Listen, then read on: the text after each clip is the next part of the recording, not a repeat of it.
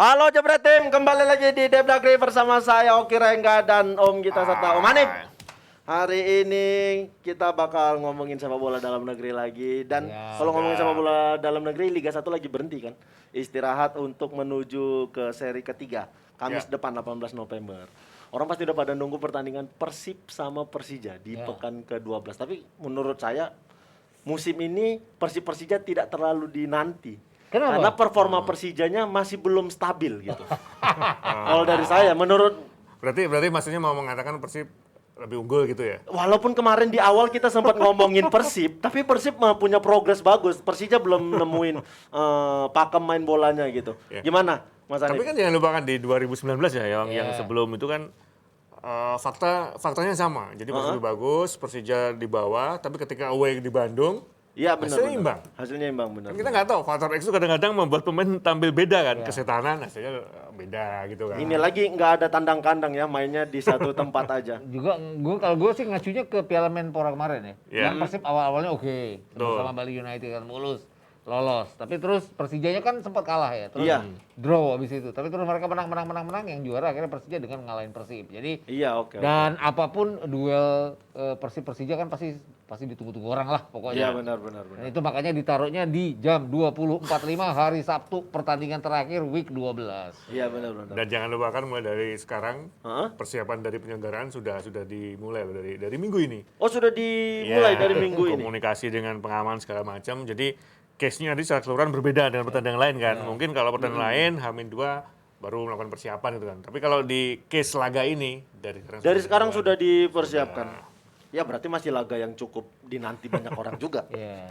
maksudnya gini, dinanti dalam artian kalau apa yang terjadi di dalam lapangan semua percaya pasti akan berjalan sesuai dengan rule. Tapi yang di luar lapangan ini harus diwaspadai. Jadi Iya, mohon perhatian, mohon kepatuhannya, tetap jangan sampai bergerombol nonton bareng apalagi berkerumun. Iya. gitu. Itu juga Pertandingan kenapa, terakhir. itu juga kenapa alasannya kali ya di Jawa Tengah lagi nggak di Jawa Timur ya. Karena kan ada teman-temannya mereka saling di Jawa Timur. Iya benar Om, kalau itu benar. Tapi sebelum kita bahas itu lagi, mau kasih lihat dulu ini susunan pemain-pemain terbaik di pekan ke-11. Kipernya ada Nadeo, pemain bawahnya ada Wildansa dari Borneo, ada Jajang, ada Marco Mota Persija, ada Ricky Fazrin Bali United. Di tengah ada Lee Yujun Bayangkara, ada Adam Alis, ada anak ajaib nih, anak kecil ajaib Marcelino Ferdinand dari Persebaya. Depannya ada Wawan Febrianto, Marco Simic, dan Ciro Alves. Kira-kira Iya. setuju atau tidak, Mas Hanif dengan Eh, Best 11? pekan 11 kemarin memang agak-agak sulit ya kandidat Iya, ya. Jadi agak memang sulit. kalau kita melihat ada beberapa posisi yang bisa dikatakan ada 2 atau 3 kandidat. Saya setuju Mota masuk dalam di situ. Kalau kita melihat dia biasanya di sisi sayap kan. Iya. Tapi ini dimasukkan dari posisi yang berbeda. Benar. Saya melihatnya dari faktor lain, attitude. Bagaimana ketika dia gagal melakukan tendangan penalti tapi tidak terpengaruh secara Terprovokasi. emosional. Iya, itu. benar. Kebetulan waktu itu saya diajak lagi. Ah. Di dalam. Jadi tahu apa yang terjadi begitu keluar dari lapangan kan, Iya. masuk ke ruang ganti setelah wasit menunjukkan peluit, bagaimana ekspresi dia, bagaimana cara dia. Justru dia yang menenangkan rekan-rekan setim. Ini yang sangat berbeda dengan yang lain. Bahkan ketika keluar pun provokasinya luar biasa loh. Iya. Bukan hanya di lapangan, tapi di pinggir lapangan pun tetap ada provokasi. Masih ada Dan dia provokasi. tenang. Ya mungkin terlepas dia nggak tahu bahasanya, ya itu faktor lain lah. Tapi bagaimana ini contoh pemain yang benar profesional gitu. Ya. Gue juga ngelihatnya adalah gini, Mario Maslak iya, oke, Iya. dia center back yang terus 2 gol ya dia bikin. Ya. Terus kalau Marco Mota tadi gue pikir kok Marco Mota dia kan gagal penalti, tapi blundernya dia tuh hanya gagal penalti. Iya, benar. Tapi selebihnya kalau ngelihat tuh, gue sampai ngulang videonya karena gue harus ngelihat bagaimana skema produksi pada saat itu. Iya, Jadi iya. mau nggak mau ngeliat mainnya dia tuh clearance-nya sampai 4 kali. Terus Iya. bloknya dia sampai 3 kali. Artinya dia juga banyak bantu serangan walaupun nggak menghasilkan buat rekan-rekannya. Tapi ya itu tadi iya. gambarannya bahwa memang dia banyak membantu pertahanan dan juga serangan.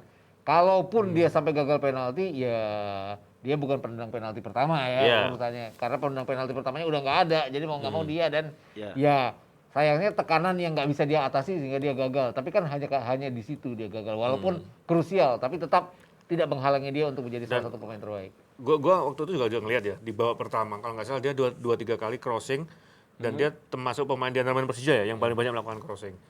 Tapi persoalannya dia ketika melakukan crossing akurat mengarah ke Simic, pasti ke Simic. Iya, benar. Persoalannya Simic dijaga ketat. Nah, itu yang terjadi. Tapi kalau melihat penampilan individu, sepakat dia masuk gitu. Dia masuk ya.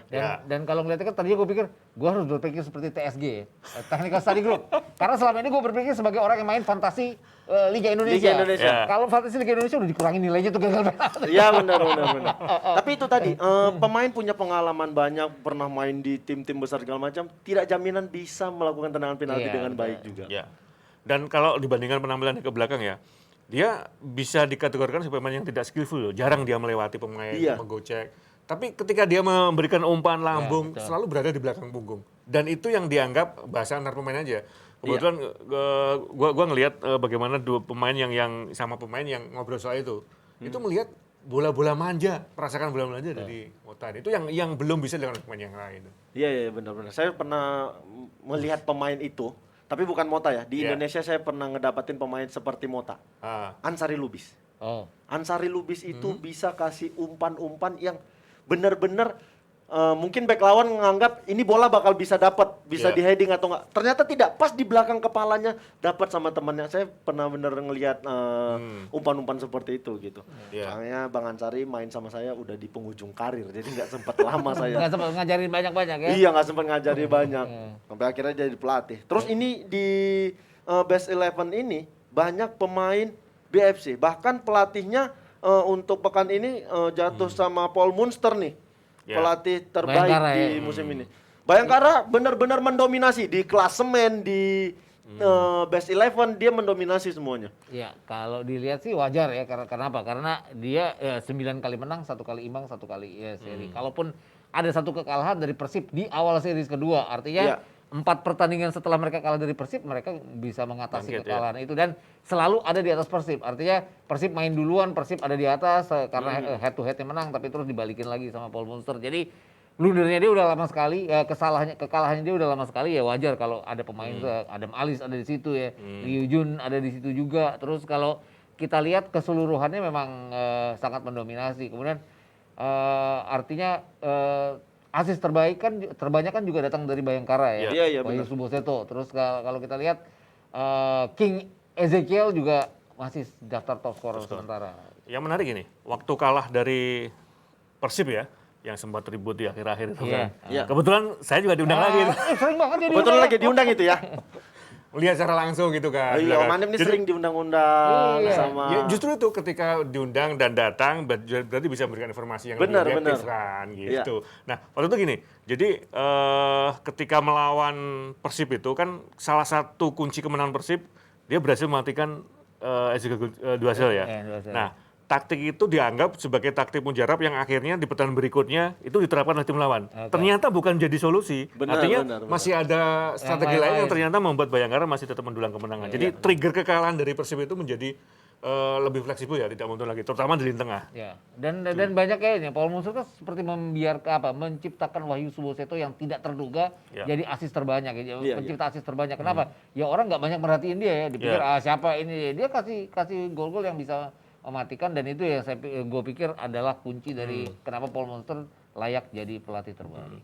Yang menarik ini, bisa jadi apa yang terjadi di Bayangkara ini bukan hanya otak dari Paul Munster ya, Iya. tapi gua kok ngelihatnya peran dari Simon cukup besar. Dirtek Karena gini, ya, dirtek ya.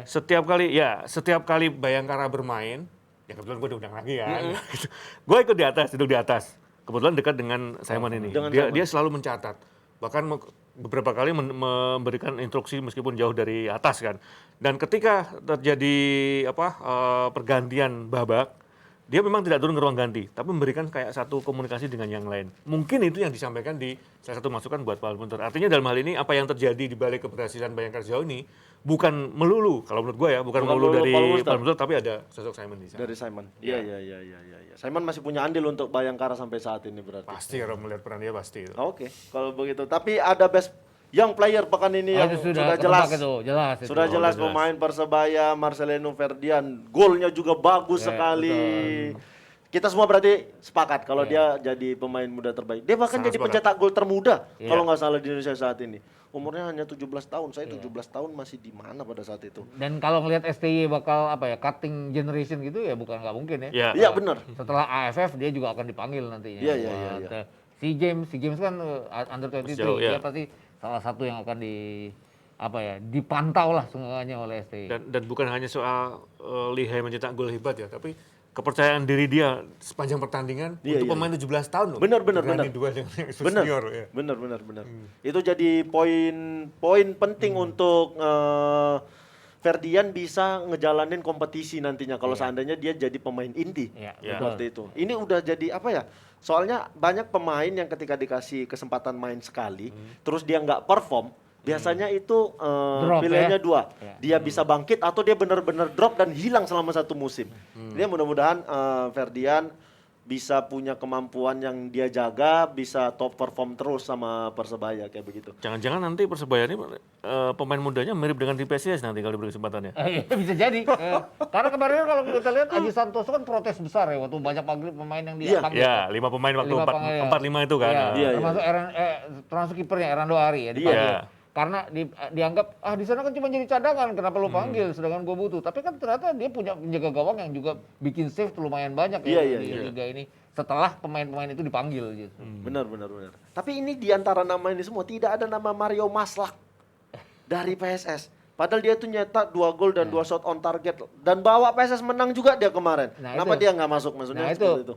nggak tahu juga ya, mungkin Iya. TSG akan beda pandangan dari kita. Kalau lihat kan terlepas dia bikin 2 gol, dia juga gawangnya kebobolan 2 kali. Iya. Ya, Iya, itu yang gue Aspek pikir. defensif tetap defensif ya. Ya. Iya. Jadi tidak memang ada fakta yang menarik sepanjang sampai dengan pekan ke-11 itu memang ada kecenderungan kebetulan tadi baru TSG presenting nih memberikan presentasi ke semua teman-teman pandit kan. Ada kecenderungan dibandingkan musim sebelumnya sampai dengan keputusan ke-11 ada fakta banyak pemain belakang yang bisa mencetak gol. Iya, benar. Termasuk si Maslak ini. Iya. Tapi tidak terhitung bagaimana kemampuan dia dalam Bertahan. Nah itu yang menjadi pertimbangan. Karena balance dalam dia membantu serangan terutama set piece kan harus diimbangi dengan dia Bertahan. dengan menahan serangan. Artinya terutama center back ya. Pada Iya, saat iya, set piece kan dia maju ke depan corner utamanya. Dia terlambat balik kan bisa berbahaya buat ininya. Padahal kalau dibanding Marco Mota malah gagal penalti. Iya, betul. Bisa jadi itu kan pertandingan terakhir melawan Persikabo kan. Iya. Dibandingkan pertandingan sebelumnya, Maslak nggak seperti itu loh. Berani melewati lapangan tengah, terus ketika ada set piece dia berani maju. Sebelumnya berbeda. Dia lebih anteng. Iya, apa mungkin ini karena memang pressure-nya yang cukup besar kan. Karena sebelum pertandingan itu sudah, ya saya nggak tahu ini benar salah ya. Ada saat macam pemberitahuan bahwa besok pagi jam 9 besoknya ya Iya. mau diundang bupati di Sleman. Artinya ada satu tekanan harus menang karena penyambutan bukan hanya di Slemannya tapi di batas kota. Benar. Yang akhirnya seperti yang terjadi sekarang ini luar biasa. Iya, Luar biasa. Sampai luar biasa akhirnya. Kayaknya warga Sleman tidak mempermasalahkan masalah yang nggak jadi best 11, tapi yang penting Slemannya udah balik ke kotanya. Karena pada pertandingan itu kan pertandingan terakhir Ya. series kedua. Benar, series kedua. Terus, mereka kan sepanjang series kedua 4 kali main itu 2 kali menang 2 kali kalah. 2 kali Jadi kalah. harus ada nilai positif untuk nilai menangnya itu lebih besar dari nilai kalah mereka karena mereka Iya. butuh poin jelas. Nah, satu lagi dibandingkan pertandingan sebelumnya, sebelum kalah kan sempat menang tuh pertandingan Iya. ke-7 atau ke-8. Nah, ketika peluit dibunyikan wasit, ini kata berhasil melawan Persikabo, semua pemain cadangan teriak berangkulan ekspresi yang seolah-olah juara. Iya, Ini kan berbeda aneh kan. Ketika menang di sebelumnya biasa aja. Tapi ketika itu ekspresinya nggak tahu mungkin ada bonus besar atau tekanan yang berbeda. Benar, Tapi benar. faktanya memang seperti itu. Jadi behind the screen-nya Iya, iya, beda iya. ini.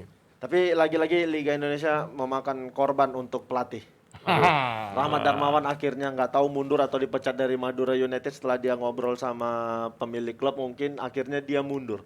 Tapi tidak lama mundurnya, karena begitu mundur dia sekarang sudah resmi jadi pelatihnya Rans Cilegon. Ya, dengan Banur jadi dirtek. Dengan Banur jadi dirtek. Tapi sebenarnya ada hal menarik yang terjadi antara Rahmat Darmawan ketika sebelum dipecat. dia itu dipecat setelah pertandingan melawan Persita. Betul. Dan yang membuat Persita menang itu adalah Mantunya. menantunya sendiri. Artinya dia dipecat oleh mantunya. Betul. Dia enggak. Saya tuh kebayang kalau seandainya mereka pulang ketemu di rumah tuh Rahmat Darmawan kayak, Udah nggak serumah itu. iya tapi kalau lagi ngumpul keluarga, pas lagi ngumpul keluarga, itulah. Makanya Herwin nggak selebrasi sama sekali kan. Bahkan dia meminta maaf. Begitu mencetak gol dia tutup muka, dia meminta maaf karena dia kalau dipikir ya bener kata Om. Dia yang memecat coach RD kan. Karena bola itu kena belum masuk terus kan semua disorot ke dia kan. Bener. Semua ngumpul ke dia sendiri Dia minta maaf, dia diam. Seolah-olah itu ya kalau nggak tahu ini mungkin mantan klubnya si Madura United. Bener, mantan padahal klubnya. bukan. Nggak tahu ya setelah itu mungkin ada japri-japrian. Agak kurang ajar ya sama bapak. Mungkin nggak tahu kita ya. Tapi yang menarik gini, terlepas dari mundurnya RD ya, RD, atau keputusannya ini, hampir beberapa klub saat ini yang berganti pelatih, faktanya selalu sama. Memang kalau hasil jeblok pasti ya. Tapi Iya, tekanan iya. dari supporter selalu menjadi trigger di Madura awal. United terutama ya. Madura Iya, United iya, itu. Ini Madura United kan klub ketiga yang melakukan demo. Iya, Setelah benar. Persib setelah demo mereka 5 kali berturut-turut menang. Ya. PSS, Arema. Arema juga. sempat. Arema juga seperti setelah itu. mereka 3 kali imbang 1 kali kalah ya, terus membaik. Terus PSS juga, terlepas mereka hanya 3 kali menang, 2 kali masih kalah.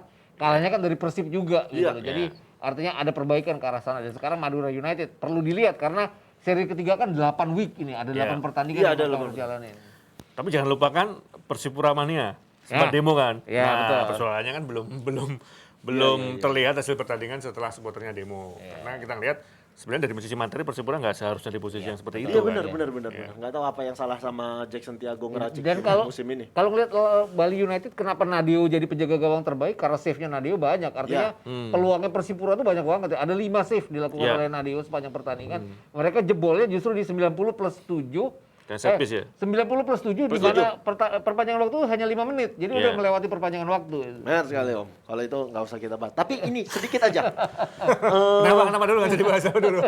Ya nggak apa-apa lah. Kenapa udah lewat kan cuma 5 menit kenapa Ya, bisa golnya di aja. menit 97? Ya, Mungkin bisa aja. ketika perpanjangan waktu ada cedera Ya, lagi mungkin bisa. atau apa. Ya. Tapi saya rasa nggak ada sih. Mudah-mudahan. Iya. Tapi ini sedikit aja. Kenapa seorang Banur digeser menjadi Dirtek? Seperti itu. Sedikit komentar aja. Jangan saya yang jawab lah ya. Aduh, ini berat Kenapa nih jawabnya. seorang Banur nih digeser menjadi Dirtek? Dari Seperti itu. sisi gini, Kade. Banur banyak jasanya buat Rans.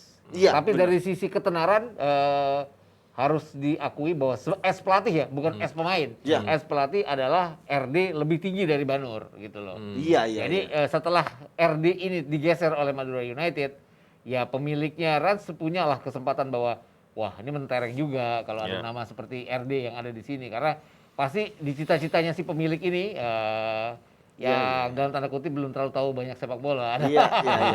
Belum tahu ya. Ya, adalah bahwa sosok RD ini ya sosok yang apa ya yang bisa diangkat lah untuk klub seperti Rans juga. Tapi kan tidak mungkin menyingkirkan Banur ya mau nggak mau. Sisinya adalah menempatkan dia di posisi direktur teknik. Iya benar. Benar nggak tahu itu juga Ya. Dan teori-teori. kalau nggak salah RD itu tidak pernah menangani klub Liga 2 ya. Di Indonesia lah maksudnya Iya, ya. betul. Belum pernah di level kasta kedua loh. Waktu Sriwijaya pada saat itu Kan keluar Liga dia. 1 ya? Liga 1. Liga 1 Begitu ya. pemainnya banyak hengkang, cabut. Oh dianya Iya, cabut ya? iya, Iya benar, benar. Ya kalau nggak salah ada background politis juga kan. Ya, waktu itu kan. hengkang ke Nah, Arema Iya ya waktu itu. benar. Jadi memang ini menjadi satu fakta yang menarik sekelas RD mau menangani tim di kasta kedua bahwa timnya memang bertabur bintang, iya. Iya benar. Tapi benar. gue ngelihatnya gini, Tertantang kebetulan- mungkin.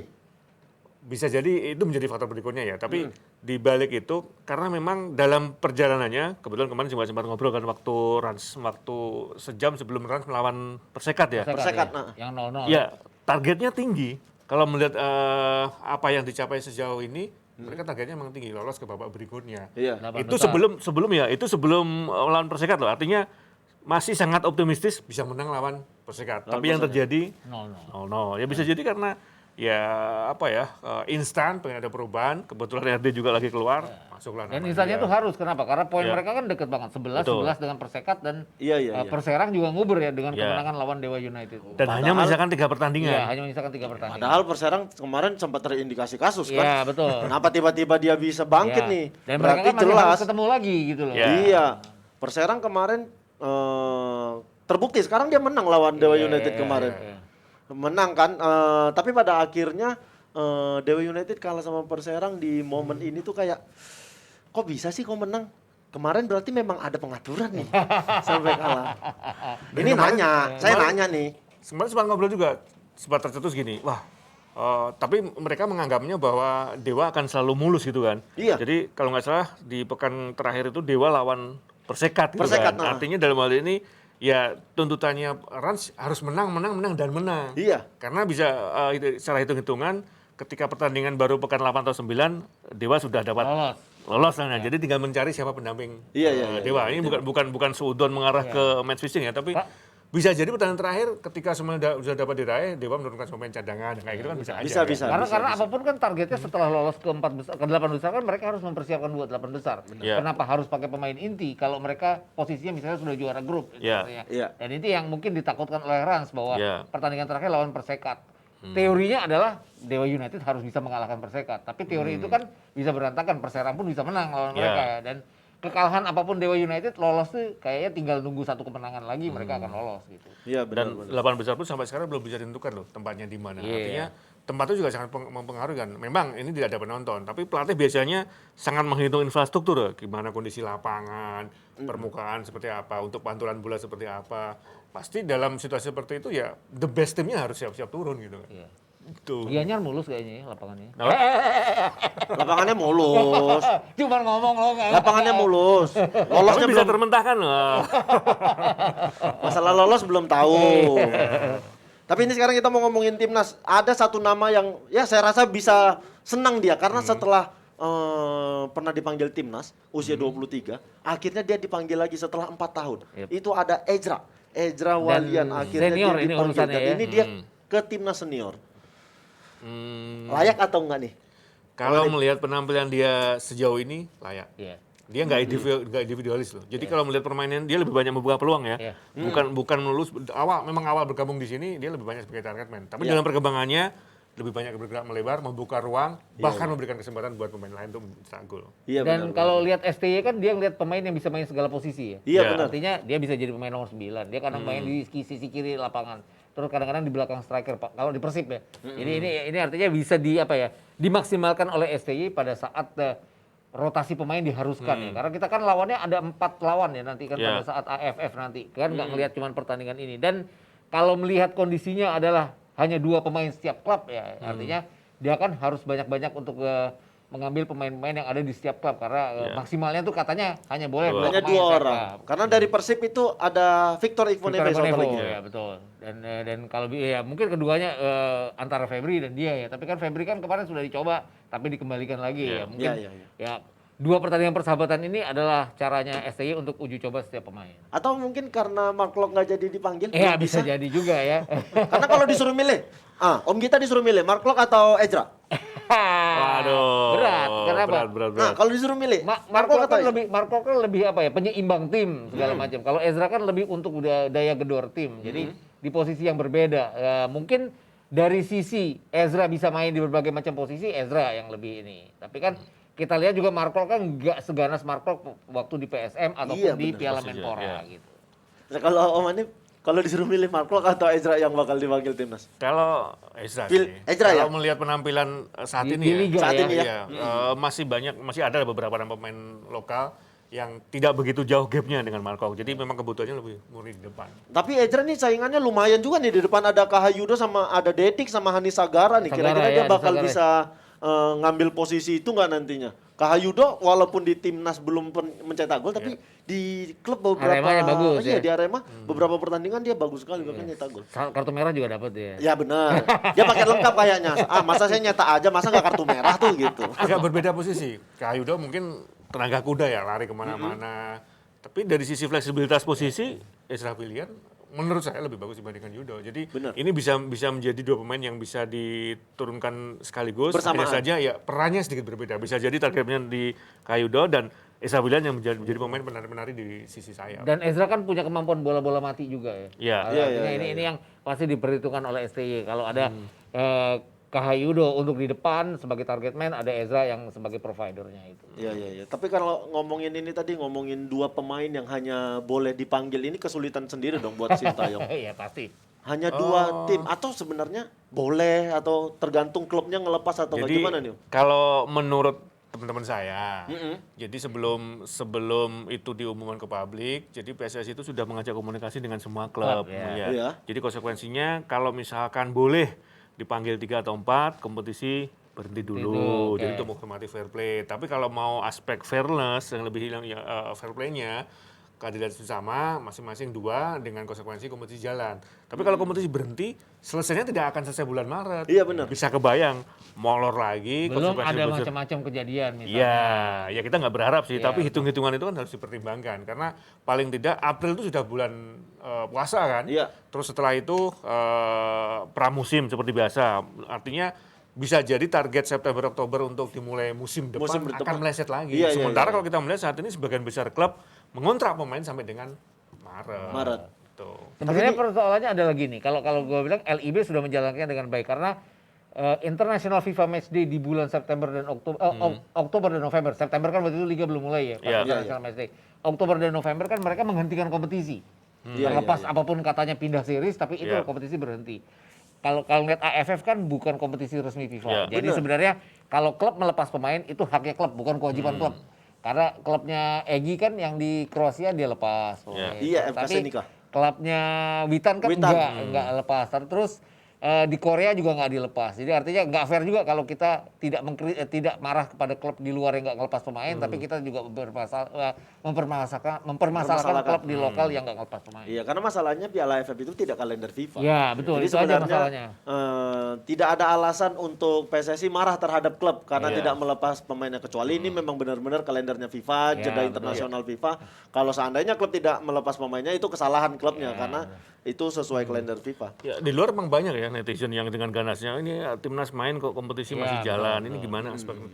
Karena mereka tidak tahu apa yang terjadi di belakangnya. Iya, benar, Risiko benar, yang dihadapi klub ketika ini dilanjutkan seperti apa, maka Iya. belakangnya risiko jauh lebih besar dibandingkan itu. Gitu. Kalau klub kayak Ipswich kan katanya ngelepas siapa pemain kita yang main di Ipswich Oh, iya, itu tahun Balok itu kan. Elkan Bagot. Elkan Bagot. Elkan Bagot pada akhirnya mendapatkan KTP Indonesia. Iya. Iya. Nah, tapi dia kan itu haknya si klub buat ngelepas. Mungkin dia punya pilihan cadangan atau segala Iya. macam terlepas apapun. Tapi bukan kewajiban klub. Artinya kalau Ipswich nggak ngelepas juga kita nggak bisa apa-apa gitu loh. Iya, iya, iya, Karena iya. penjaga gawang Filipina juga nggak dilepas sama Cardiff ya. Iya. Neil Etheridge karena dia penjaga gawang utama Filipina. Benar. Karena memang tidak kalender FIFA kan, Iya, tidak ada betul. yang bisa dituntut juga Iya, dari klubnya segala macam. Ya mudah-mudahan dengan skuad yang dibentuk Sintayong dengan jumlah pemain yang dipanggil hanya boleh 2 setiap klub, Sintayong bisa ngeracik skuad yang bagus Ya, untuk karena Piala AFF ini. masyarakat juga harus harus dikasih Dikasih pembelajaran karena nanti berikutnya kan bulan Mei ada SEA Games. Itu Iya, juga sama benar. kasusnya kan, itu Iya. bukan kalender Bukan FIFA kalender juga FIFA. SEA Games. Itu Dan kesulitan. Itu mungkin banyak orang-orang di Indonesia tidak tahu dan banyak marah ketika kok nggak dilepas sih pemainnya, kok nggak dilepas sih untuk timnas. Mereka tidak tahu bahwasannya ketika pemain tidak dilepas karena bukan kalender FIFA, itu bukan kesalahan klub. Iya, Itu memang kesalahan kompetisinya aja yang bergulir tapi tidak sesuai dengan kalender FIFA. Iya, dan Seperti itu kan juga banyak yang marah karena kalender FIFA, kompetisi tetap bergulir kan. Iya, Tapi iya. kan ada alasannya kenapa kompetisi tetap bergulir ya. Karena Benar. kita udah jalan mulus, tiba-tiba harus berhenti sebulan itu kan AFF Iya. kan, sebulan ya otomatis akan lebih dari Maret kalau tidak ada apa-apa yang terjadi karena yang pandemi yang masih ditakutkan kan bisa aja membuat kompetisi berhenti gitu loh. Tapi sedikit nih tentang Elkan Bagot yang pada akhirnya memilih timnas Indonesia. Menurut Om ini gimana? Ya, Dia kan sempat dipanggil tapi nggak mau beberapa Ya, kali kan ya, kemarin. ya dalam sudut yang positif kalau kita melihat itu menjadi persaingan di belakang sangat ketat loh. Iya. Sintayong ini tipikal yang sudah benar-benar jeli dalam menentukan pemain belakang kan. Iya, Pemain iya. yang Ryuji Utomo. betul kemampuan teknis dalam hal belakang sangat mumpuni dianggap dia. Iya, iya. Dan dia masuk, ya bisa dibayangkan persaingan di belakang seperti apa. Benar. Tapi bukan berarti dia mendapatkan satu tempat di posisi bawah karena pemain-pemain kita wah ada yang marah nih, tunggu. Karena pemain-pemain kita juga untuk pemain bawah punya kemampuan yang oke. Ya. Menurut saya seperti Dan itu. itu kan Sintayong setidaknya sudah memberikan kompetisi tersendiri ya di sisi belakang. Artinya kalau tiba-tiba dia berubah formasi dengan memakai 3 dia bisa lakukan juga. Iya, Atau dia tetap 2 atau mengganti Ryuji Utomo dengan Bagot juga akan sama. Jadi artinya punya banyak pilihan lah sekarang. Apa karena faktor ibunya juga dia memilih untuk Indonesia? Nggak tahu saya, karena saya berpikir kenapa kemarin ketika dipanggil tidak mau gitu. Sempat beberapa kali tidak mau. Kenapa sekarang memutuskan untuk udah aku bela timnas Indonesia aja kayak Ada begitu. pemikiran-pemikiran tersendiri ya, nggak bisa berani juga ngomong bahwa kadang kan kita berpikir panjang ya, kemarin nggak dipakai, kita nggak ngambil kesempatan itu, tapi terus berikutnya bisa aja kita ambil kesempatan itu. Atau dia ada deal-deal tertentu yang dia tidak dapat, karena waktu itu dia menolak karena dia masih berusaha untuk dapat deal tertentu tapi tidak, Iya, bisa aja itu dilakukan. Karena memang keputusannya ketika dia sudah membela timnas senior, maka dia sudah tidak bisa lagi membela timnas Tim manapun. manapun, ya. Pasti di timnas Indonesia. Ya. Kecuali masih di timnas kelompok usia Ya, kan masih betul. bisa memilih negara. Berarti terima kasih Elkan Bagot sudah memilih timnas Indonesia untuk karirmu nantinya di timnas. Selanjutnya mungkin akan bahas sedikit aja setelah tadi Dewa United ini ke grup satunya ada grupnya Persis Solo nih. Wah, ini PSG Pati berhasil mengalahkan PSCS Cilacap nih. Ya. Pati itu oke juga saingan nih. PSIS Cilacap saingannya Persis ya. Iya, padahal kemarin Om Gita sempat menjagokan PSCS kan. Iya, betul. Tapi dia akhirnya punya kekalahan nih. Ini kekalahan keduanya nih Iya. di kompetisi. Kenapa PSCS-nya nih, Om? Nggak tahu juga, nggak berani juga bilang bahwa mereka sakit, mereka bingung karena mereka nggak jadi tuan rumah, kan rencananya mereka jadi tuan rumah. Iya, kan, iya, jadi iya, ya. iya. Tapi jelas kalau kan secara kualitas sebenarnya PSG Pati ini agak mengherankan di putaran pertama nggak bagus. Gitu. Iya, tapi putaran kedua dia mulai bangkit justru bagus itu. dia. Mereka bangkit lagi sesuai dengan kualitas mereka. Ini Iya. yang harus hati-hati karena terlepas apapun Persis masih di atas. Terus PSIS nomor 2. Tapi ada Persijap yang mencatat kemenangan pertama kan. Iya, Setelah benar, 5 kali draw di putaran pertama dia catat kemenangan pertama. Juga PSG Pati yang katanya akhirnya menang-menang untuk menghindari zona degradasi. Zona degradasi. Tapi ini enggak, bukan Malah membuka peluang dia membuka untuk peluang lolos 8 maju. besar. Terus kan nanti di minggu depan kan ada duel Mataram ya. Ya. Persis Persis lawan PSIM. PSIM. Itu juga bisa menjadi penentu apakah Persis lolos atau PSIM yang akan menghangatkan persaingan untuk memperebutkan 2 tempat karena belum ada yang pasti 2 tempat ini. Ya, grup C dan grup D ya. Ya. Ini kalau melihat peta persaingan masih sama. Artinya sangat mungkin terjadi di pekan 8-9 nanti. Siapa yang mendampingi tim A itu baru terungkap. Iya. Iya, iya. Karena Sangat ketat sekali ini ya. margin poinnya dekat banget. Ya, kemarin kalau melihat bagaimana PSIS dianggap diprediksi menangan ya, termasuk Mas Gita yang prediksi menang. Itu kan siapa yang mendampingi Persis itu prediksinya kan. Ada 3 klub kan. Akhirnya disebut PSIM ya, tadi juga. masih tim A kata Mas Hanif. Sekarang udah disebut Persis ya. Siapa yang bakal dampingin Persis? 15 poin loh. Iya, Kita benar, optimis benar, aja. benar. Tinggal 2 kemenangan. Dia aman bakal kan. lolos, iya. Itu kan oke lah, yang paling berat dan paling ketat ketika menjamu PSIM nanti kan. Iya. Pertemuan pertama mereka seri. Dan kalau dibandingkan dengan pertandingan sebelumnya, bagaimana Persijap lawan Persis, luar biasa loh penampilan Persis. Benar. Lawan Persijap di laga pertemuan pertama mereka seri 1-1 kan. Iya. Tapi bagaimana dalam satu babak pertama sudah 3 gol. Dan kemarin tercetak 7 gol dan itu laga pertama di Liga 2 dengan lesakan total 7 gol. Jadi itu yang terjadi. Tapi katanya ada beberapa keputusan wasit yang merugikan Persijap nih.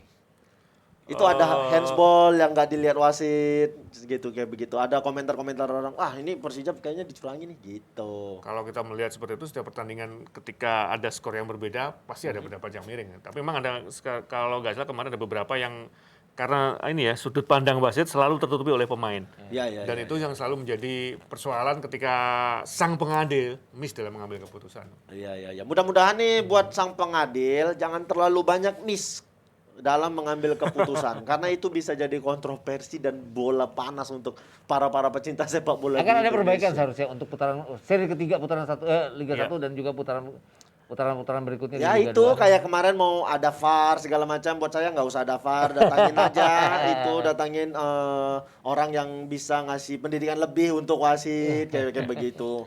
Sebenarnya gini, kalau ini bukan berarti bluffing ya. Pertama memang salah satu kendala seperti yang diakui wasit, 537 hari tidak ambil laga resmi menjadi membuat mereka grogi kan. Kemudian memang dalam perjalanannya banyak beberapa yang keputusannya fatal sekali dan sudah terbukti langsung di-grounded dalam setiap sekian pertandingan. Sekalipun tidak diumumkan, tapi kalau ditelaah itu terlihat. Ada wasit yang tidak dimelanjutkan. Ya, kenapa dia tidak memimpin di 3 pertandingan berarti dia di-grounded. Oh begitu. Dan kalau nggak salah kemarin sudah ada dalam tanda petik ancaman ketika itu diulangi atau siapa yang melakukan hal yang sama maka hukuman yang sama akan terjadi. Nah, harusnya PSSI ngasih tahu itu ke banyak orang, Mas, supaya kita tahu, oh, ternyata PSSI punya hukuman nih untuk Ya. wasit-wasit yang mungkin melakukan keputusan fatal segala macam. Harusnya orang tahu supaya tidak ada dugaan, oh, wasitnya tengok tuh nggak diapa-apain, Silakan dibiarin bertanya aja. ke PSSI itu. Nah, benar. Nih PSSI ayo seperti itu dong biar kita para pecinta Dan yang sepak bola menariknya, Indonesia. kalau soal kesejahteraan, sekarang tuh naik bisa 200% loh dibandingkan 2019. Masalah kesejahteraan. Iya, wasit tengah kalau nggak salah sudah 200% dari 2018. Benar. Wasit Jadi, tengah di Indonesia adalah wasit termahal se-Asia Tenggara. Iya. emang berapa gajinya? 5 juta. Kapan Satu itu? pertandingan. Ini di musim ini. Apa 5 juta gimana? Masa? Wah, jauh dari itu. Lebih di atas. Lebih di atas sekarang. Yoi. Oh, berarti saya sudah tidak update lagi berarti. Saya tahunya terakhir tuh 5 juta bahkan itu jadi termahal. Asisten wasit Heeh. di atas itu loh.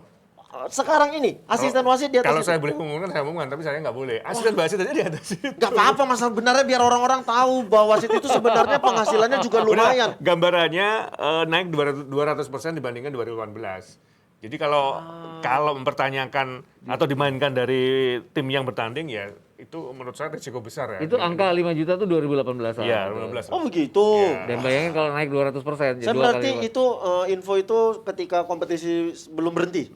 Ketika Iya. sudah mulai lagi saya tidak update lagi. Harusnya udah bisa ngitung lah. Ya. Iya, seharusnya sudah bisa ngitung dan harusnya wasit-wasit kalau bicara kesejahteraan kalian sudah terpenuhi. Saatnya kalian kasih tunjuk kualitas kalian sebagai pengadil di lapangan. Jangan ambil-ambil keputusan yang fatal, kontroversi segala macam karena kan sudah dipenuhi segala macam seperti itu. Ya, mudah-mudahan kompetisi nanti di seri ketiga makin baik, makin ada kejutan-kejutan Ya. mungkin Dan panjang ya. itu loh seri ketiga. Iya, makanya itu ada kejutan-kejutan mungkin Persipura bakal bisa bangkit segala macam. Dan satu hal, saya akan selalu siap untuk diundang teman saya Aha, dan benar. menyampaikan informasi yang objektif ke teman-teman di Benar. Terima kasih Om Gita sama Sama-sama. Mas Hanif sudah Sama-sama. bergabung bersama saya di Salam Depdagri. Gresik. Sampai ketemu di Depdagri selanjutnya.